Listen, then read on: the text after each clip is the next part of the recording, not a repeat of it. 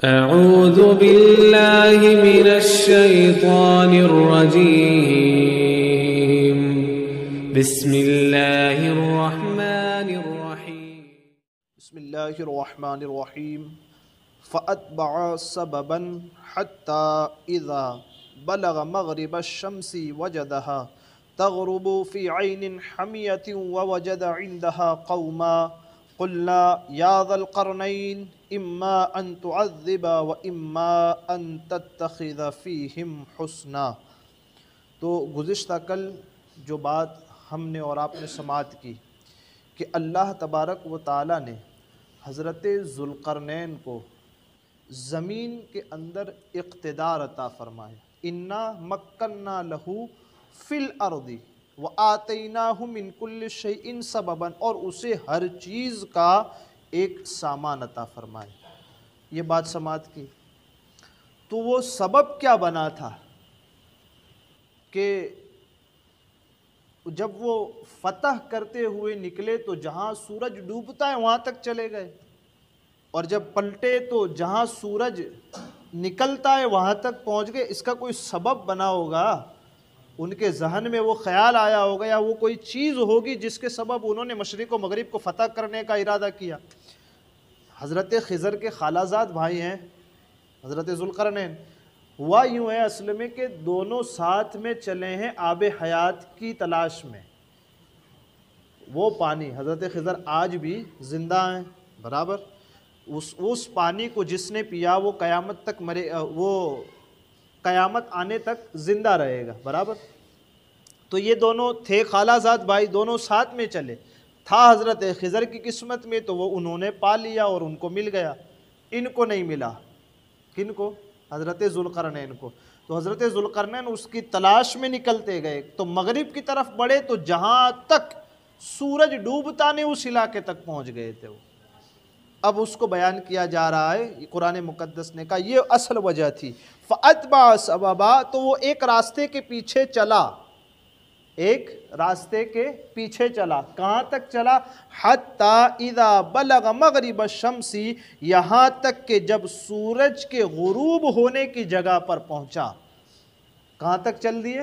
فتح کرتے کرتے کرتے ایک ملک سے دوسرا، دوسرے سے تیسرا، یہاں تک کہ جہاں سورج ڈوبتا ہے اس جگہ تک فتح کرتے ہوئے آپ پہنچ گئے۔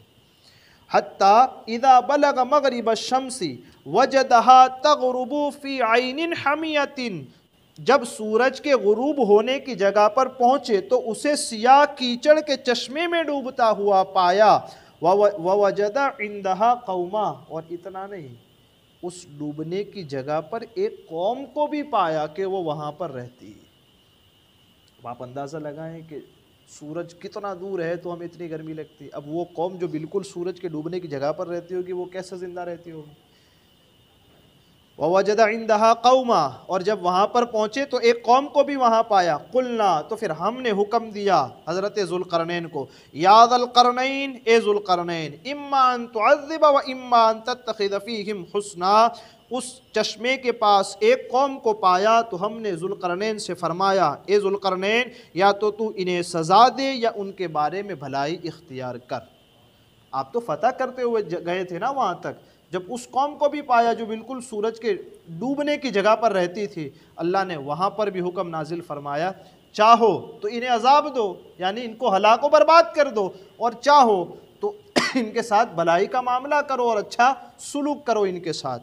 اب اس کی تفسیر میں بیان کیا جاتا ہے کہ وَوَجَدَ عِندَهَا قَوْمًا، حضرت ذوالقرنین نے اس چشمے کے پاس ایک ایسی قوم کو پایا جو شکار کیے ہوئے جانوروں کے چمڑے پہنتے تھے۔ جن جانوروں کا شکار کیا جاتا ہے ان جانوروں سے چمڑے نکال کر کے ان چمڑوں سے وہ اپنے جسموں کو چھپاتے تھے، اس کے سوا ان کے بدن پر اور کوئی لباس نہیں تھا، اور دریائی مردہ جانور ان کی غذا تھے۔ چشمے میں ڈوبتا تھا سورج تو وہیں اگر کوئی جانور دریا کا مرا ہوا ہوتا وہی ان کی غذا تھے۔ اور یہ لوگ کون تھے؟ کافر تھے، اللہ تبارک و تعالیٰ کے منکر تھے۔ اب یہاں پر حکم ہوا ان کو، اب چاہو تو انہیں سزا دو، ہم کو نہ ماننے کی سزا دو، ہاں انہیں حکم تمہارے اوپر چھوڑا ہے، چاہو تو انہیں سزا دے دو، چاہو تو ان کے ساتھ بھلائی کرو۔ اب حضرت ذوالقرنین کو حکم تو دیا، اب حضرت ذوالقرنین کہتے ہیں قال اما من ظلم فسوف نعذبه ثم يرد الى ربه فيعذبه عذابا نکرا، بہرحال جس نے ظلم کیا تو ان قریب ہم اسے سزا دیں گے۔